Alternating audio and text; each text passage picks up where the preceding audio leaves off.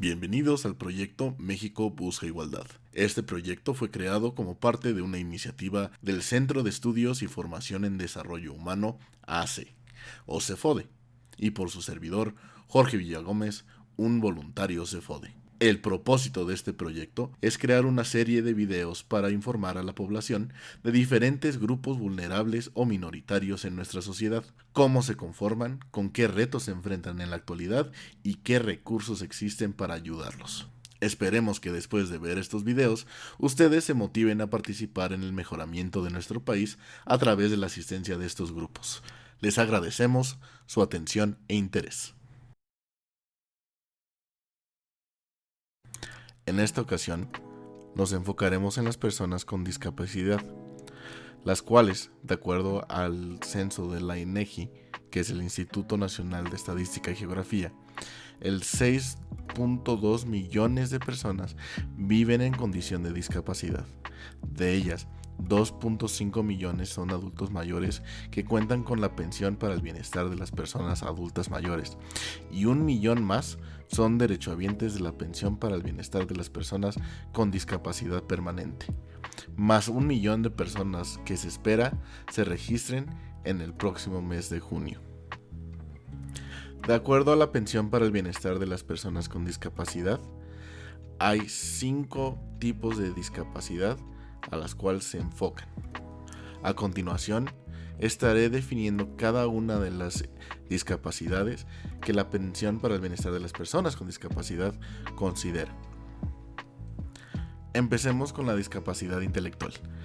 Es un término utilizado cuando una persona no tiene la capacidad de aprender a niveles esperados y funcionar normalmente en la vida cotidiana. Esta discapacidad puede ser la consecuencia de un problema que comienza antes de que el niño nazca hasta que llega a los 18 años de edad. Podrá ser una lesión, enfermedad o un problema en el cerebro.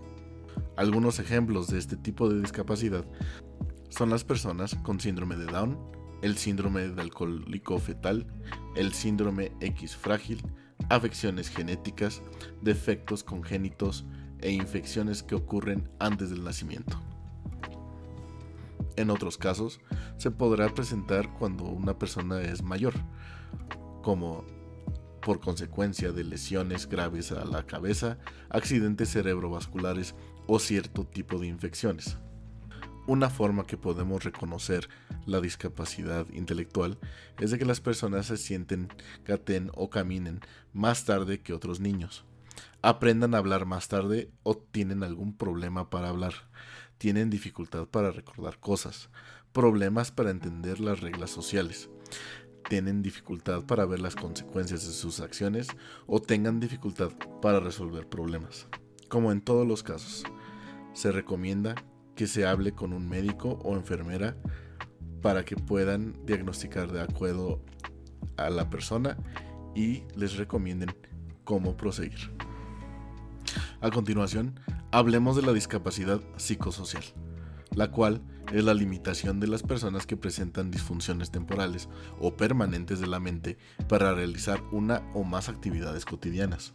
Este tipo de discapacidad afecta severamente a la salud mental. Ejemplos incluyen la depresión, trastorno de ansiedad, la psicosis, trastorno bipolar, esquizofrenia, trastorno esquizoafectivo o algún trastorno dual, entre otros. Se puede reconocer este tipo de discapacidad cuando existe un cambio radical de la personalidad, las costumbres y o los hábitos de la persona que está sufriendo actualmente de esta discapacidad.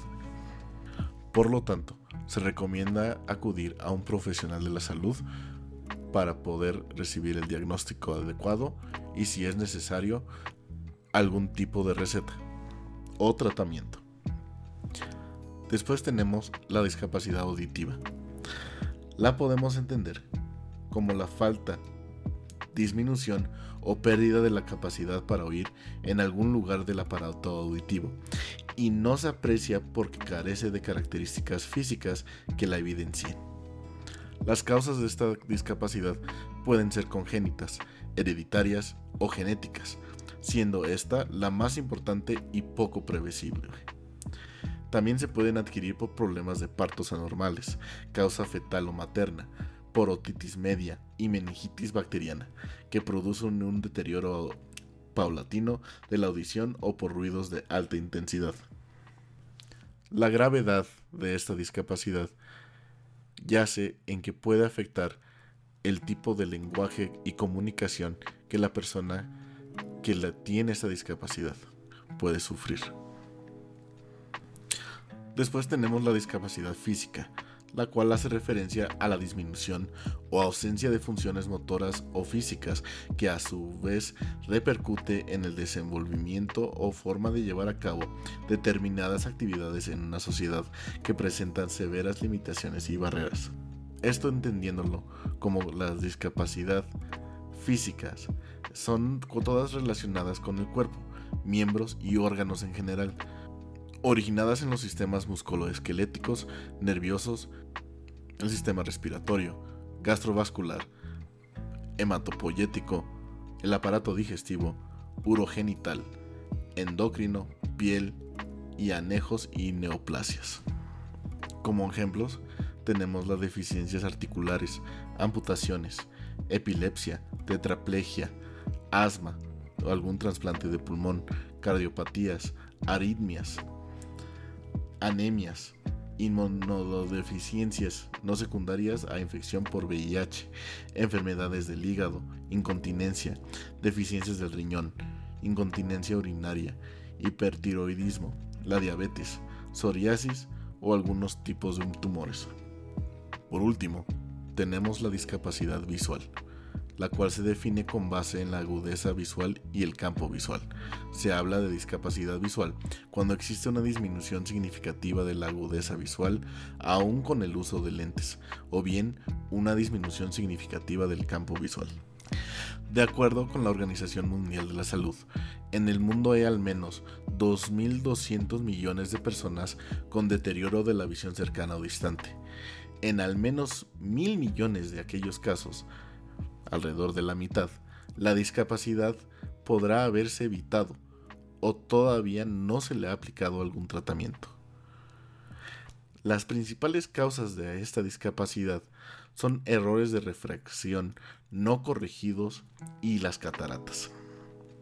La Organización Mundial de la Salud también nos proporciona las definiciones y los parámetros para determinar el grado de la discapacidad visual. Para una discapacidad leve, agudeza visual inferior a 6/12 o igual a o superior a 6/18. Moderado equivale a la agudeza visual inferior a 6/18 o igual o superior a 6/60. La grave es agudeza visual inferior a 6/60 o igual o superior a 3/60. Y por último, ceguera, la agudeza visual inferior a 3/60. Como causas, la OMS nos comparte que puede ser degeneración macular relacionada con la edad, las cataratas, retinopatía diabética, glaucoma o errores de refracción no corregidos. Ahora que sabemos cuáles son las discapacidades que pueden presentar las personas en nuestro país, o al menos las más comunes, podemos seguir con el tema indagando sobre qué sufren aparte de sus discapacidades. Cada discapacidad presenta ciertos retos, ciertos obstáculos que las personas que tienen estas discapacidades deben de enfrentar a diario. Pero no solamente eso, sino que estas personas desafortunadamente sufren de discriminaciones, ataques y violencia en nuestro país. Las mujeres, por ejemplo, con discapacidad han sufrido de violencia psicológica. 6 de cada 10 mujeres con discapacidad han sufrido de ello. 5 de cada 10 mujeres han sufrido de violencia física y 3 de cada 10 violencia económica. Este tipo de agresiones las han sufrido en un ámbito escolar, laboral, comunitario, entre su propia familia u otros agresores, pero principalmente se sufre por la pareja de estas mujeres, por lo que deben de acudir a los recursos que se presentan a continuación. En yotambién.mx es una página concentrada en ayudar a las personas con discapacidad o cualquier otro grupo minoritario que puedan sufrir alguna agresión, y les proporcionan información y opciones para poder resguardarse, así como la cndh.org.mx, que puede proporcionar ayuda a las personas con discapacidad. Los teléfonos de este son el 5556-818125 o 5554-90-7400, o Lada sin costo 800-715-2000. Por favor, acudan a estos recursos para poder encontrar la ayuda necesaria. Y no olviden de acudir con los profesionales médicos o de salud para poder recibir la atención correcta. Les agradezco nuevamente por acompañarme en este video y por su paciencia e interés. Espero que la información les haya sido útil y que por favor utilicen los recursos que ustedes ven ahorita en la pantalla. De nuevo, soy el voluntario CFODE Jorge Villagómez y gracias por acompañarme. Hasta luego.